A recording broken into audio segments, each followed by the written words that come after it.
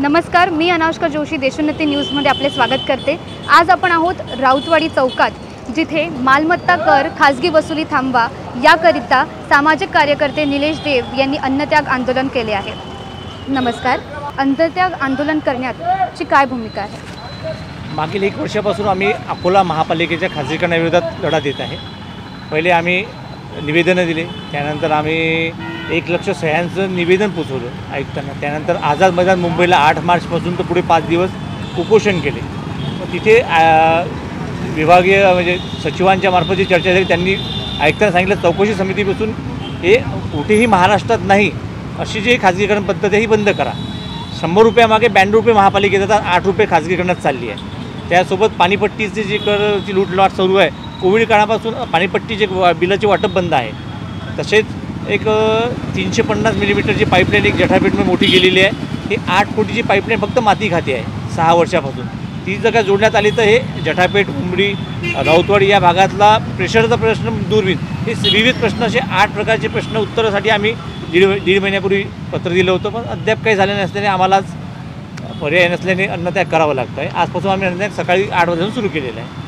आणि तुम्हाला काय वाटतं की नागरिकांना काय भुर्दंड पडणार आहे? जो रेग्युलर टॅक्स भरतो व्यक्ती, त्याच्यातले पैसे त्या खाजगी कंपनीला द्यायचा उद्देश काय? अकोल्यात ते 50 ते 60% नागरिक हा स्वतः कर भरतो, रेग्युलर कर भरतो। हे मागील किती वर्षापासून आहे। मग त्याच्यातले पैसे त्या खाजगी कंपनीला द्यायचा मागते त्या स्वाती इंडस्ट्रीजच्या मागचा स्वातीचे लाडके कोण भागीदार आहे हे समोर जनतेपुढे यायला पाहिजे। की महापालिकेच्या या निर्णयाविरोधात तुम्ही याआधी कोणत्या माध्यमांचा वापर केला आणि त्यातून काय निष्कर्ष निघाले?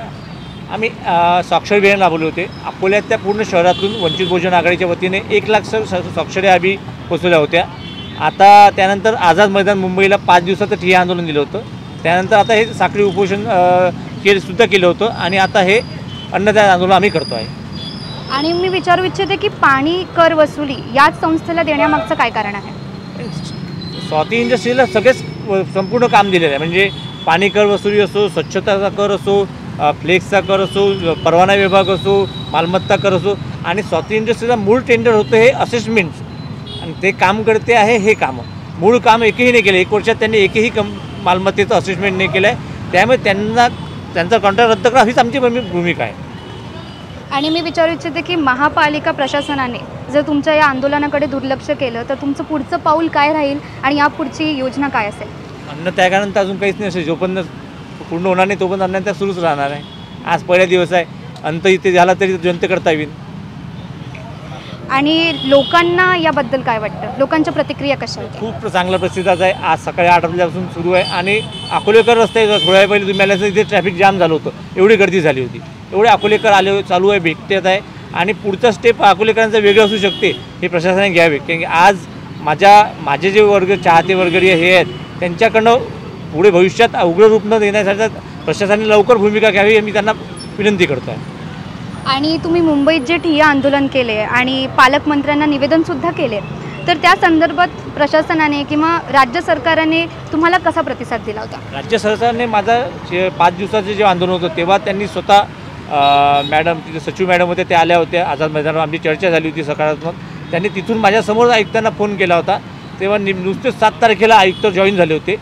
ते म्हणे मला वेळ हवा, मी आजच जॉईन झालं, मला वेळ हवा आहे। तर मार्च, एप्रिल, मे, जून, जुलै 5 महिन्याचा वेळ घेतला आहे, अजून किती वेळ हवा आहे म्हणून आम्ही परत इथं बसलेला आहे। नक्कीच प्रशासनसुद्धा याकडे लक्ष देईल आणि अकोलेकरांसाठी यात ते प्रतिसाद घेतील आणि पुढचे निर्णयसुद्धा घेतील।